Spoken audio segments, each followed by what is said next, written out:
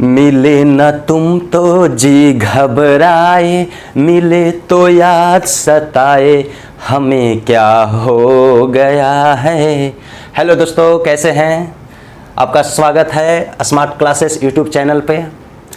आज हम आपको प्रिज्म के बारे में बतला रहा हूँ, जो भौतिकी का पार्ट है, फिजिक्स का पार्ट है। बहुत सारे स्टूडेंट ने कमेंट किया था कि सर प्रिज्म बतलाया जाए। ऐसे तो भौतिकी में सबसे पहले आपको प्रकाश का परावर्तन, प्रकाश का अपवर्तन, प्रकाश का व्यतिकरण, प्रकाश का वर्ण विक्षेपण, प्रकाश का ध्रुवीकरण, प्रकाश का स्पेक्ट्रम, प्रकाश का विवर्तन, प्रकाश का अवशोषण, ये सब पढ़ने के बाद साथ में आपको मिरर पढ़ना है, लेंस पढ़ना है, तब उसमें जाकर प्रिज्म आती है। लेकिन कमेंट करने पर मैं डायरेक्ट प्रिज्म टॉपिक को लेकर आया हूँ। ध्यान से देखिएगा। प्रिज्म एक प्रकार का कांच का बना हुआ त्रिभुजाकार आकृति होती है जनरली तौर पे। लेकिन यहाँ ध्यान दीजिए, प्रिज्म प्रकाशिकी यह सब जो पार्ट हम पढ़ रहे हैं, ऑप्टिक्स में पढ़ रहे हैं, जिसमें प्रकाश के गुण, विशेषता, गुणधर्म, ये सब के बारे में जानकारी दी जाती है। प्रकाशिकी में प्रिज्म एक सपाट चिकनी सतहों वाला एक पारदर्शी प्रकाशीय अवयव है। अवयव का मतलब होता है सदस्य, यानी प्रिज्म प्रकाशिकी का ही एक भाग है, अवयव है, लेकिन वह भी क्या है? पारदर्शी। तीन तरह के पदार्थ होते हैं, पारदर्शी, अपारदर्शी और पारभासी। पारदर्शी मतलब आर पार कंप्लीटली प्रकाश का गमन हो जाना, जो प्रकाश का अपवर्तन करता है। अब अपवर्तन तो आप पढ़े नहीं है, तो अपवर्तन का मतलब, परावर्तन का मतलब होता है किसी सतह से टकराकर लौट जाना, और वह सतह कैसा होना चाहिए? अपारदर्शी होना चाहिए। लेकिन अपवर्तन है तो अपवर्तन में अपारदर्शी रहेगा तो काम नहीं चलेगा, इसके लिए पारदर्शी होना चाहिए। प्रकाश एक माध्यम से दूसरे माध्यम में चला जाना। और माध्यम भी दो प्रकार के होते हैं, सघन और विरल। ऐसे तो माध्यम दो प्रकार के होते हैं। जैसे माध्यम आप जल लीजिएगा और एक ले लीजिए, मान लीजिए कि ईंट ले लीजिए, तो ईंट और जल में कहा जाएगा ये भी दो माध्यम है, एक ठोस है और उसके सापेक्ष एक तरल है। तो इस प्रकार दो पदार्थों के बीच आप ठोस और तरल इस तरह से डिवाइड कर सकते हैं, लेकिन जनरली तौर पर दो ही भाग में बांट दिया गया, सघन और विरल। विरल और सघन कोई माध्यम नहीं होता है, दो माध्यम पर विचार करने पर यह पैदा होता है। जैसे मान लिए कि हवा लिए, हवा एक माध्यम हो गया, और एक माध्यम हम ले लिए कांच। तो कांच, हवा में प्रकाश तीव्र गति से गमन करेगा और उसके सापेक्ष कांच में स्लो हो जाएगी उसकी गति। ये सभी कारण है। तो हवा के सापेक्ष सघन माध्यम हुआ कांच, कांच सघन हो गया और वह हवा विरल। तो जब तक दो माध्यम नहीं रहेगा तो हम वो दोनों में ये नहीं बता सकते कि कौन विरल है और कौन सघन। इसलिए विरल कोई माध्यम नहीं, सघन कोई माध्यम नहीं होता है। जब तक कि दो माध्यम नहीं दिया हुआ रहेगा, एक के सापेक्ष दूसरे को हम विभक्त कर ही नहीं सकते हैं, दो का होना जरूरी है, तब एक दूसरे के सापेक्ष हम बतलाते हैं कि विरल है कि सघन। I am right? तो ये जो है प्रिज्म क्या है? चिकनी है, पारदर्शी है, प्रकाशिकीय अवयव है, इसमें प्रकाश का अपवर्तन होता है, यानी प्रकाश इससे गुजरेगा तो आर पार हो जाएगा। राइट? प्रकाश का अपवर्तन का मतलब ये होता है। ये तरंगदैर्घ्य के लिए पारदर्शी होता है। अब ध्यान दीजिए, प्रकाश, तो ये प्रकाश मेनली ये जो है ना, सूर्य के प्रकाश से लिया गया है। सूर्य प्रकाश, सूर्य का जो प्रकाश, तो सूर्य के प्रकाश में 7 रंगों का सम्मिश्रण होता है। आगे आप देखिएगा, तो सूर्य के प्रकाश जो होता है उसको श्वेत प्रकाश कहा गया। ऐसे प्रकाश का कोई रंग नहीं होता है, लेकिन प्रकाश जिस वस्तु पर पड़ जाती है उसे दृश्यमान बना देती है, ऐसे श्वेत प्रकाश इसको बोलते हैं। ठीक समझे? तो ये श्वेत प्रकाश में 7 रंगों का मिश्रण है, तो सबका तरंगदैर्घ्य अलग अलग होता है, क्योंकि सबकी आवृत्ति अलग होती है, सबका अपवर्तनांक अलग होता है, सबका विचलन अलग अलग होता है। इस प्रकार दूसरे शब्दों में हम कह सकते हैं कि प्रिज्म वह पारदर्शी पिंड है जो दो त्रिभुजाकार सतहों और 3 आयताकार पार्श्व पृष्ठ से घिरा होता है। पार्श्व पृष्ठ का मतलब समझते हैं? ये जैसे ए बी लिए तो BC, तो ये दो पृष्ठ है ना, पृष्ठ मतलब रेखाखंड ही आप ले लीजिए। सपोज मान लीजिए कि यहाँ पे रेखाखंड है, तो उसमें एक यहाँ बिंदु मिल रहा है कि नहीं, ये पार्श्व जो रेखाखंड हो जाएंगे। एक शीर्ष मिल रहा है कि नहीं, इस प्रकार सतह है तो एक सतह वहाँ मिलना चाहिए। ठीक, एक सतह उभयनिष्ठ होना चाहिए। अर्थात कहने का मतलब यह प्रायः बना हुआ रहता है किससे? कांच, एक्रेलिक, फ्लोराइड का ही हो सकता है।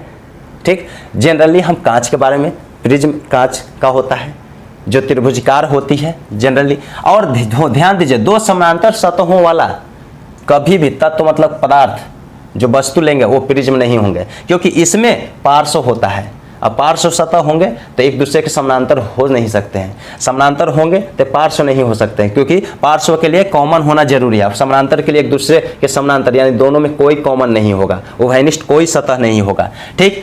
अब आप ऐसे तो समझे नहीं होंगे, ये डेफिनेशन में बतला दिया। इससे आपको क्वेश्चन क्या पूछा जा सकता है, ये ध्यान दीजिए। प्रिज्म त्रिभुजाकार होता है, कांच का होता है, पारदर्शी होता है, इसमें श्वेत प्रकाश को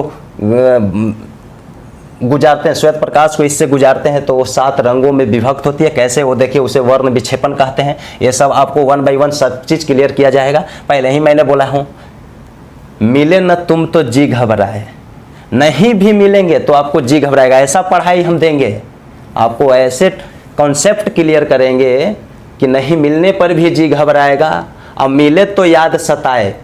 यहाँ गया हूँ कि ऐसी पढ़ाई आपको मिलेगी कि मिलेंगे तो याद सताएगा, इसलिए कि बसंत सर फिर आ जाए दूसरे टॉपिक को लेकर, समझे। ध्यान दीजिए, दो समानांतर सतहों वाले तत्व प्रिज्म नहीं होते, समानांतर सतह नहीं हो सकते। इसमें 5, यानी प्रिज्म कितने सतहों से मिलकर बना है, 5। ऐसे हम लिख दिए तो यहाँ पे क्लियर, ये प्रिज्म है, ये कांच का ये प्रिज्म है, क्या है, प्रिज्म है, ठीक। ये इसमें 5 सतह है। अब 5 सतह दिखाने के लिए हम ऐसे भी दिखा सकते हैं। देखिए, 3 आयताकार होते हैं जो पार्श्व होते हैं। कैसे, देखिए उभयनिष्ठ कैसे हो जाएगा।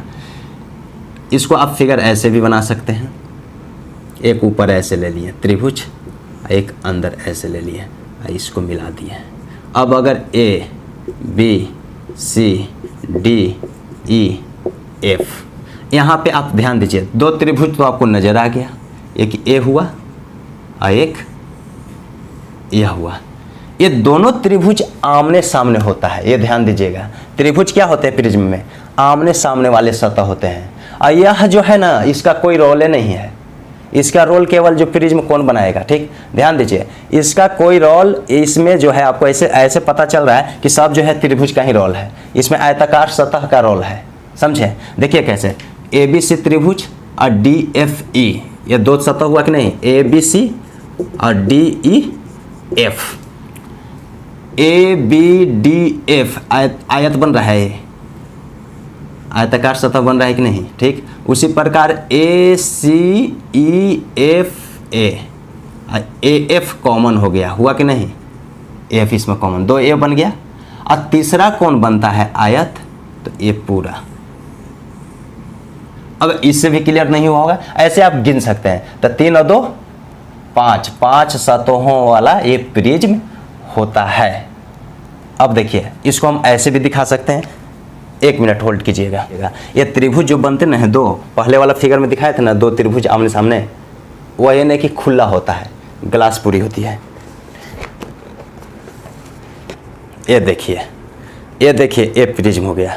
ध्यान से देखिए, त्रिभुज नज़र आ रहा है, मेरा चेहरा देख लीजिए ना, इतने वाइटनेस है मेरे चेहरे पे, कम से कम कभी कभी चेहरा भी मेरा देख लिया कीजिए, समझे। मैं वो कलर हूँ, कभी बदलेगा नहीं, धूप हो या पानी छाँव कुछ भी हो, सीधे इसे ब्लैक डायमंड बोला जाता है।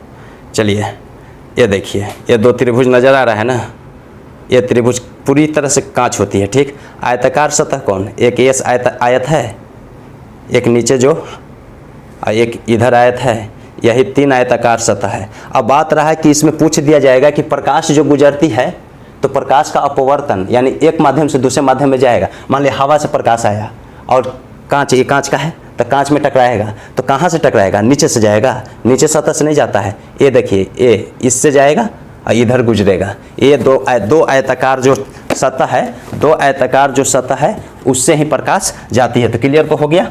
अब आप ध्यान दीजिए,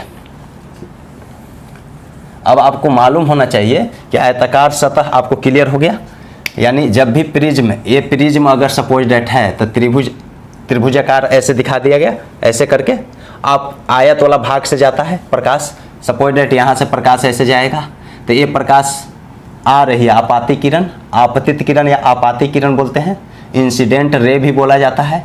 यहाँ पे आएगी, इस सतह है, ये सतह कैसा है, यही सतह जो है आयताकार सतह है, आयताकार सतह से प्रवेश करेगी और बीच में कांच है तो कुछ जो है ऐसे मुड़ेगी, ठीक, क्योंकि यहाँ पे आप ध्यान दीजिए ये अभिलंब ऐसे डाल दिया जाता है, ध्यान दीजिएगा, यहाँ पर भी अभिलंब से ये कोण बनाकर ये अभिलंब है यहाँ पे, और यहाँ क्या होगा, हवा से कांच में गया, हवा में तेज था प्रकाश का वेग, आप जान रहे हैं क्योंकि कांच सघन है, ये हवा विरल है, तो कांच में तेजी से आ रहा था, एकाएक सतह पड़ा, कुछ तो धीमा हुआ, गति धीमा होने से अभिलंब की ओर मुड़ जाती है, ये नियम होता है अपवर्तन में, आपको नियम बतलाया जाएगा, दो नियम अपवर्तन का भी परावर्तन का भी होता है।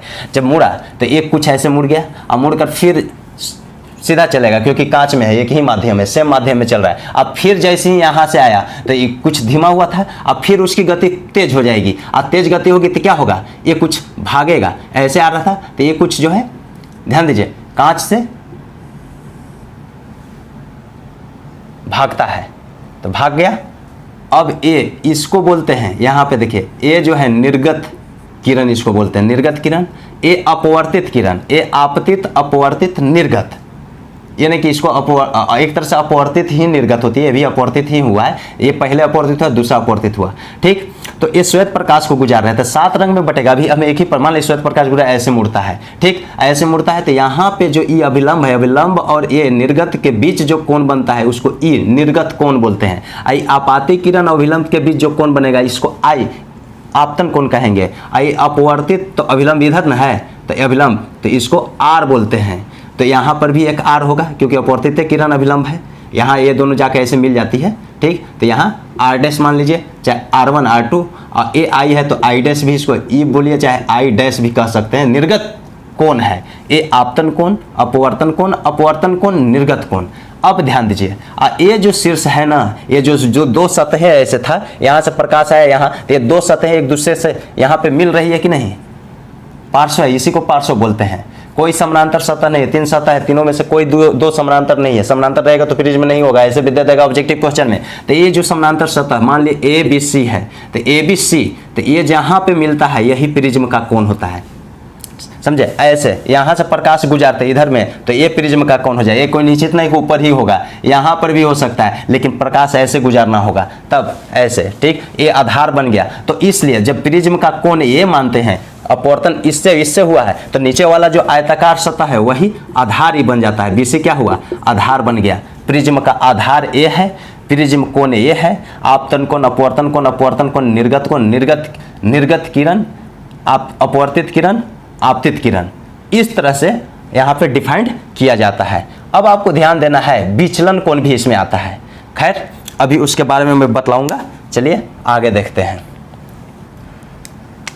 पहले इसको ही समझ लीजिए, आपतन कोण, ये तो आप क्लियर हो गया जो लिखा हुआ है, ठीक, इसको साफ कर देते हैं। सतहें कितने होते हैं प्रिज्म में, 2 ना, एक ही सतह त्रिभुज ना, नहीं 5 होता है। प्रिज्म में जो सतह होते हैं 5 होते हैं, एक हम त्रिभुज बना रहे हैं। ध्यान से देखिएगा, कमेंट जरूर कीजिएगा कैसा लग रहा है पढ़ने में स्मार्ट क्लासेस में, ठीक। अब देखिए अगर प्रकाश हम यहाँ से गुजारते हैं ऐसे, तो ये दोनों सतह तो यहाँ से पार करेगा, इधर नहीं जाएगा क्योंकि सतह हैं, ये 3 जो सतह हुए, एक मिनट, ये ए बी सतह है, ए सी सतह है, अब बी सी सतह है, ये 3 सतह आयताकार सतह है। अब बीच में प्रिज्म में जो आमने सामने दिखाए थे ऐसे बन जाता है, ये सतह है। और वही आप एक चीज़ और नोट कर लीजिएगा, कभी कभी दिमाग काम ही नहीं करता है। देखिए एक चीज़ और नोट, प्रिज्म कैसी आकृति है, प्रिज्म कैसी, मैं यहाँ पे सतह नहीं दिखा पा रहा हूँ और ऐसे दिखाया तो प्रिज्म एक 3 डायमेंशनल फिगर है, इसको क्या बोलते हैं, त्रिविमीय आकृति है।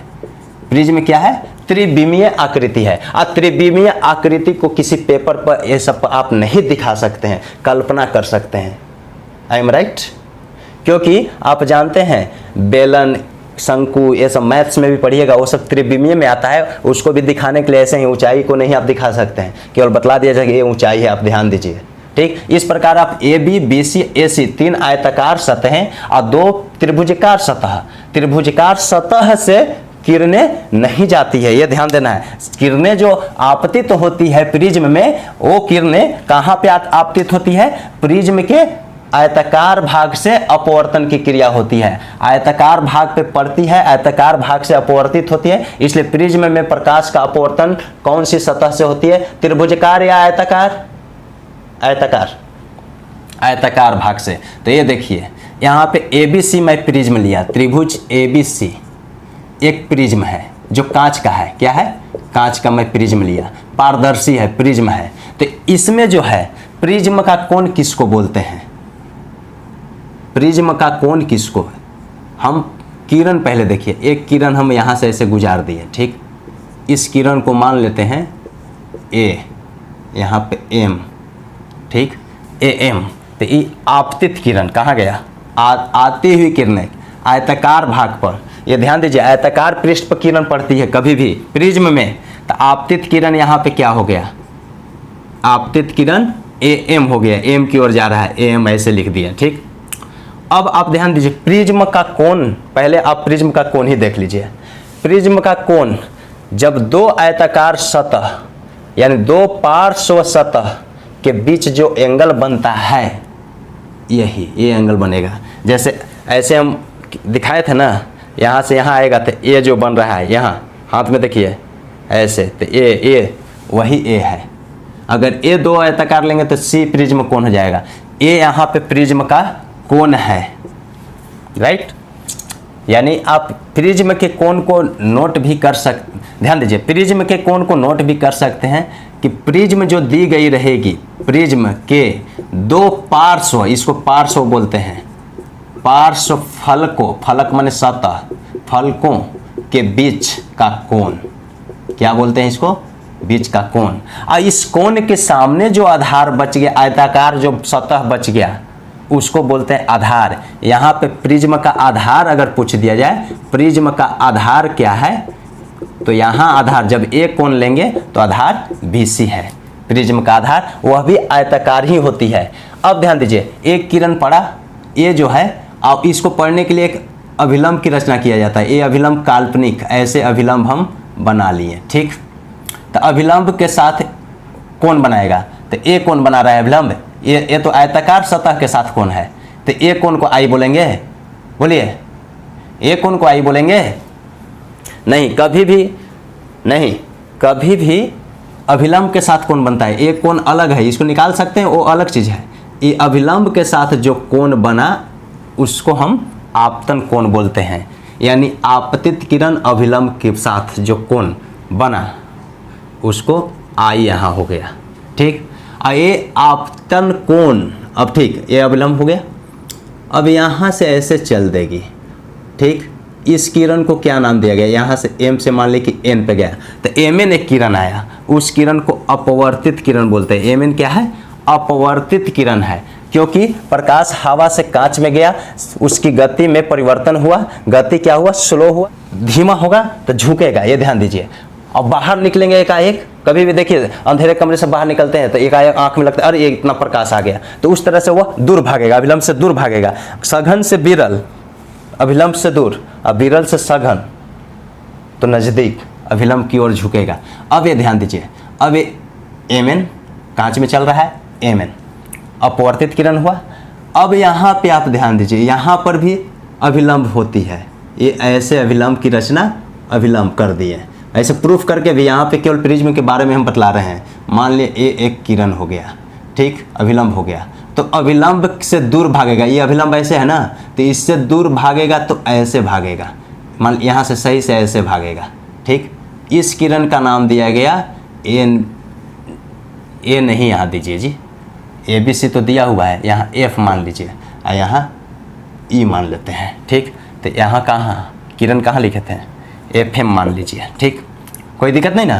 तो ये जो है ये अभिलंब है, तो ये दूर भागा कि नहीं, यानी इसको E बोलते हैं और इसको क्या बोलते हैं? E निर्गत कोण। निर्गत कोण को I' भी आप लिख सकते हैं। तो निर्गत कोण क्या हुआ? E, उसको EN इधर जो रहेगा वैसे डिनोट करेंगे, तो E निर्गत कोण चाहे I', क्लियर। तो क्यों निर्गत कोण कैसे बना? इसको क्योंकि निर्गत आपतित अपवर्तित किरण ही है, यह अपवर्तित, यह भी अपवर्तित हुआ है, क्योंकि जब ये आ रहा है वही आपतित केवल रहता है। उसके बाद जितना बार अपवर्तन होगा वो किरण अपवर्तित किरण ही होती है। लेकिन यहाँ पे नाम दे दिया, पहला अपवर्तित, दूसरा निर्गत। तो निर्गत किरण क्या कौन सी हो गई? Ne, निर्गत किरण Ne, निर्गत किरण, निर्गत कोण यहाँ पे लिखे हैं। और निर्गत किरण कौन सा हो गया? Ne। वहाँ देखिए फिगर मैं बोल रहा हूँ तो Ne निर्गत किरण हो गया। एक प्रकार का यह भी क्या है? अपवर्तित किरण ही होती है, क्योंकि जितना बार अपवर्तन होगा अपवर्तित किरण ही होती है, नाम अलग अलग दिया जाता है। अब ध्यान दीजिए, अभिलंब तो आप देख रहे हैं, यहाँ O मान लीजिए तो MO है और MON है। अभिलंब MO है और ON भी है, MO और ON दो अभिलंब है। अब आप ध्यान दीजिए इसके बीच, अब ये जब आई है, ये अपवर्तित किरण Mn, अपवर्तित किरण Mn, अब अभिलंब के बीच भी एक कोण बनता है जिसको R बोलते हैं। क्या बोलते हैं? R। उसको अपवर्तन कोण बोलते हैं। अपवर्तन कोण यहाँ R है, R लिख दिया तो कैसे? OMN। तो जब AR है तो यहाँ भी तो जब बाहर निकलेगा दो बार। ये भी ध्यान दीजिए, जब प्रकाश प्रिज्म से गुजरती है तो उसका अपवर्तन कितने बार होता है? 2 बार। ये भी ऑब्जेक्टिव क्वेश्चन बन गया। ये तो फिगर जान जाइएगा तो अपने आप क्लियर हो जाएगा, ऐसे आप लोग तो पढ़े ही हैं। ध्यान दीजिए, तो ये R डैश या R1, R डैश यानी R भी है और R डैश भी है। ये देखिए, ठीक, ये दोनों बराबर नहीं होगा। ध्यान दीजिए, ये कोण कुछ और होगा, ये कोण कुछ और होगा। ये आपस में बराबर नहीं होंगे, आपस में बराबर नहीं हो। कंडीशन आता है तो एक अलग चीज़ है, कंडीशन बतलाया जाएगा। लेकिन ऐसे जनरली जब विरल से सघन में जाएंगे तो एक है झुक जाना, एक है भाग जाना, तो उस स्थिति में कोण में परिवर्तन हो जाएगा, उस कोण में परिवर्तन हो जाएगा। जब ये एक त्रिभुज बन रहा है, ये दोनों का कोण मालूम रहेगा तो ये कोण निकल जाएगा, निकलेगा कि नहीं? इस प्रकार विचलन कोण भी निकाला है, विचलन कोण भी निकालते हैं। लेकिन ध्यान दीजिए, यहाँ पे ये क्या है? प्रिज्म का कोण है। प्रिज्म का कोण पार्श्व फलकों के बीच का कोण को बोलते हैं। अब तो क्लियर हो गया। अब ध्यान दीजिए, विचलन कोण मैं लिख दिया, अपवर्तनांक लिखा हुआ है, ठीक। अब आपको पढ़ना है, देखिए, हाँ, एक कंडीशन, I और E बराबर हो जाए। ये I भी और E भी बराबर नहीं होता है। यहाँ पे कुछ और, यहाँ भाग रहा है कुछ और, ये बराबर नहीं होता है, ठीक। यहाँ बड़ा होगा, यहाँ छोटा होगा, क्योंकि दूर भाग रहा है। अब आप ध्यान दीजिए कि I और E, I बराबर अगर E हो जाता है, यानी आपतन कोण और निर्गत कोण, आपतन कोण ही है। आपतन कोण आपतित किरण और अभिलंब के बीच बनता है, ठीक।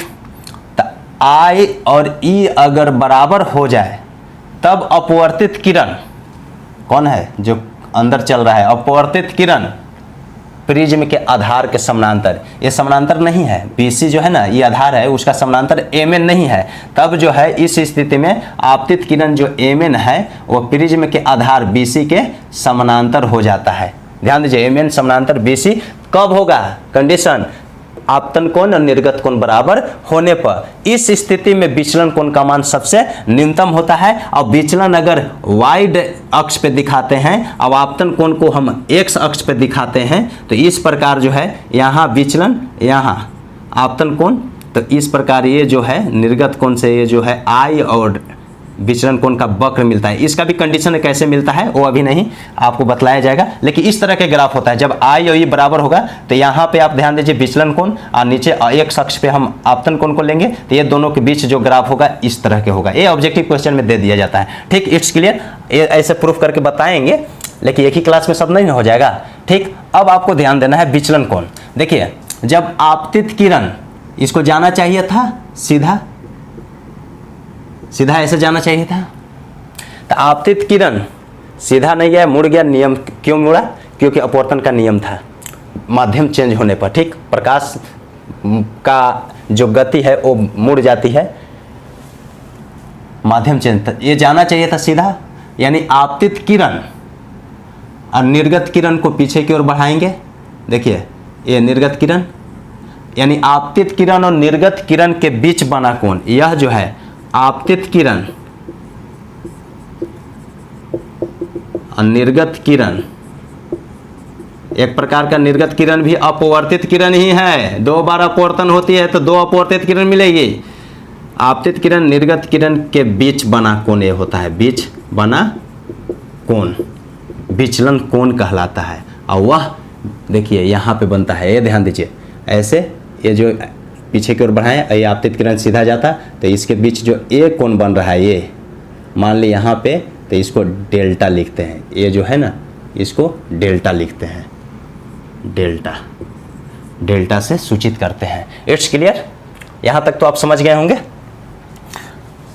स्नेल का नियम कहा था, अब आपतित किरण, अपवर्तित किरण, प्रकाश के अपवर्तन पढ़िएगा, अभिलंब पर डाला गया अभिलंब, तीनों एक ही समतल में होता है। इस प्रकार स्नेल ने नियम दिया था कि आपतन कोण की ज्या, आपतन कोण का मतलब आई और ज्या का मतलब साइन, यानी साइन थीटा, थीटा का मान आपतन कोण, और साइन अपवर्तन कोण, sine I by sine R, वह अपवर्तनांक होता है। जनरली फॉर पे ए होता है अपवर्तनांक का मान। अब आपको यहाँ तक तो क्लियर हो गया कि प्रिज्म आप समझिए, प्रिज्म में कौन कौन सा कंडीशन, कौन सी किरण होता है, ये समझ गए।